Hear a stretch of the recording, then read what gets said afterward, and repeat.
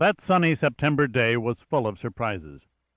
The first one came when, after my swift realization that the sedan was still right side up and the windshield and windows intact, I switched off the ignition and turned to look at the back seat. I didn't suppose the shock of the collision would have hurled him to the floor, knowing, as I did, that when the car was in motion he always had his feet braced and kept a firm grip on the strap.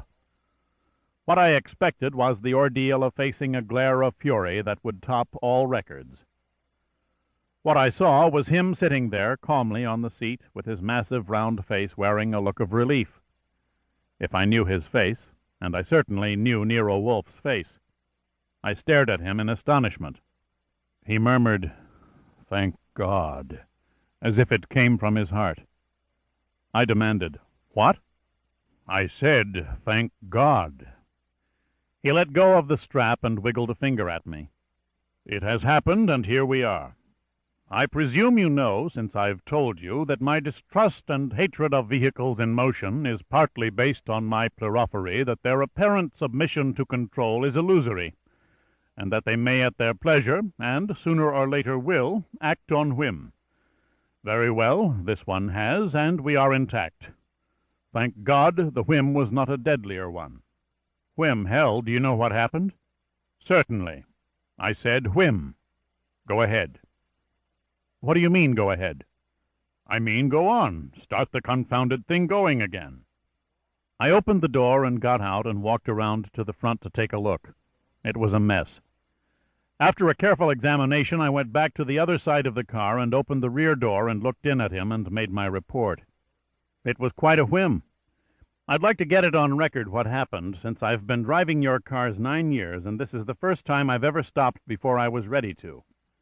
That was a good tire, so they must have run it over glass at the garage where I left it last night, or maybe I did myself, though I don't think so. Anyway, I was going 55 when the tire blew out. She left the road, but I didn't lose the wheel, and I was braking and had her headed up and would have made it if it hadn't been for the damn tree.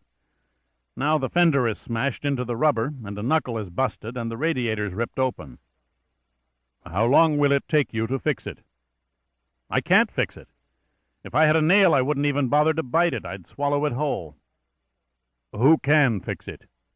Men with tools in a garage? It isn't in a garage. Right.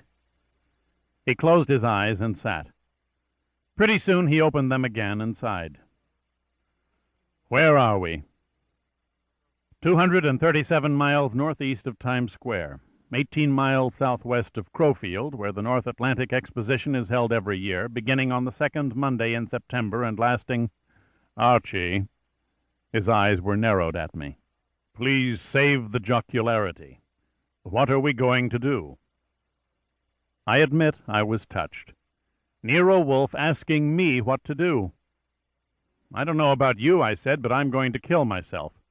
I was reading in the paper the other day how a Jap always commits suicide when he fails his emperor, and no Jap has anything on me.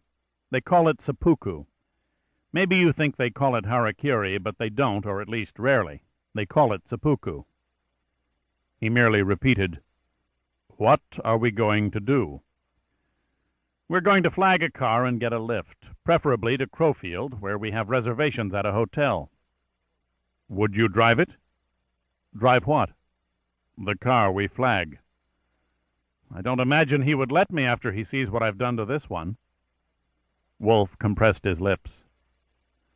I won't ride with a strange driver. I'll go to Crowfield alone and rent a car and come back for you. That would take 2 hours. No. I shrugged. We passed a house about a mile back. I'll bum a ride there or walk and phone to Crowfield for a car. While I sit here, waiting, helplessly, in this disabled demon? Right. He shook his head. No. You won't do that? No.